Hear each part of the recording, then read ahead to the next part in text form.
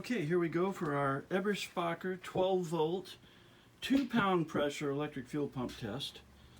We have a couple of things of note here. For instance, we have this tube right here, which is the safety tube.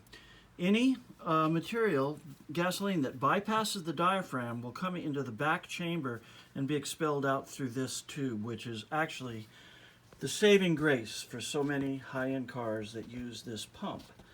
All right, so now we're going to take the power. We've already grounded the unit and attach it. I don't know if we can hear the noise. But there she is pumping away. Click, click, click, click, click, click, click, click. I'm not sure if this video will pick that noise up. But it is certainly circulating the fuel.